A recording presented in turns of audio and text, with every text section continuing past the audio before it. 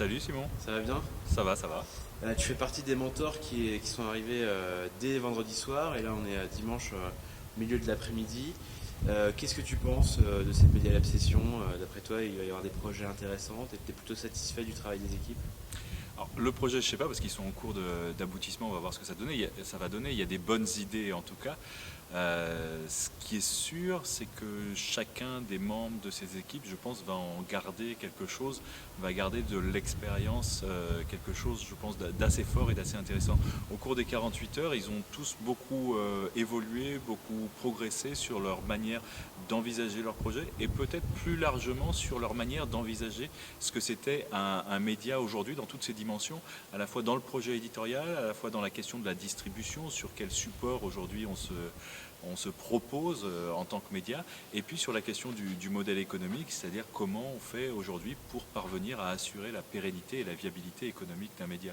Là-dessus, je pense qu'ils ont regardé leur propre projet, et j'espère qu'ils regarderont ensuite le reste de ce qui se passe dans l'univers médiatique, avec un œil un petit peu nouveau sans doute, en essayant de se poser des questions que les journalistes avant, et souvent ne se posaient pas vraiment, se contentaient de produire du contenu. Or maintenant, je pense qu'il faut qu'ils aient une réflexion beaucoup plus globale, réflexion sur certes le contenu, certes les internautes, les téléspectateurs, les auditeurs qui vont consommer ce contenu, mais également sur la manière d'assurer la pérennité et la viabilité économique de l'entreprise qu'il y a derrière le média.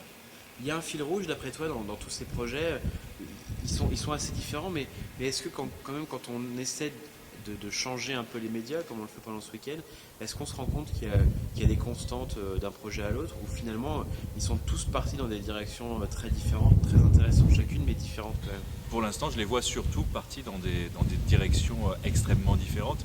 Il y a des projets qui se concentrent plutôt sur la question de la distribution et d'un service supplémentaire qu'on peut apporter à des médias déjà existants. Il y en a d'autres qui sont plus traditionnels. Il y en a qui se penchent plus sur la manière de faire du journalisme en réseau, de manière ouverte et participative. Enfin, il y en a qui sont plus basés sur la donnée.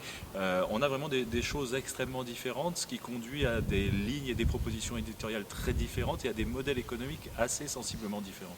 C'est le premier événement du genre auquel tu participes où vraiment on est sur cette idée de à la fin d'un week-end on doit quasiment avoir quelque chose de construit, où il faut un peu plus de temps peut-être pour le mettre en œuvre, mais on est sur une très bonne piste.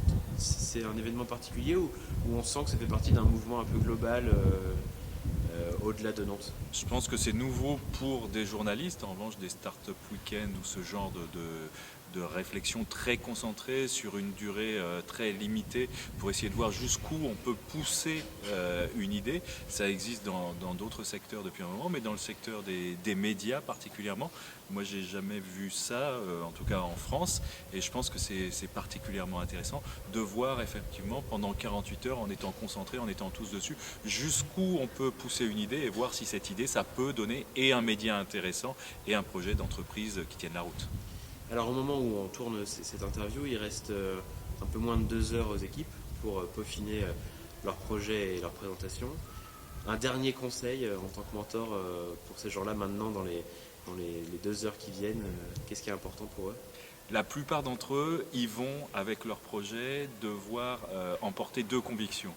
La conviction première, c'est qu'ils ont une proposition intéressante, une proposition éditoriale qui remplit un besoin ou qui s'adresse véritablement à un public. Et la deuxième conviction qu'ils vont devoir emporter, c'est qu'ils sont capables de mettre cette idée en œuvre, à la fois parce qu'ils en ont les capacités professionnelles et parce qu'ils ont les aptitudes à gérer une entreprise, ou en tout cas à impulser cette dynamique d'entreprise.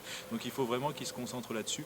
Un, leur projet de média, et deux, leur projet d'entreprise, et qu'ils arrivent à être convaincants sur ces deux points. Très bien, bah, merci beaucoup Merci, et à très bientôt. à bientôt.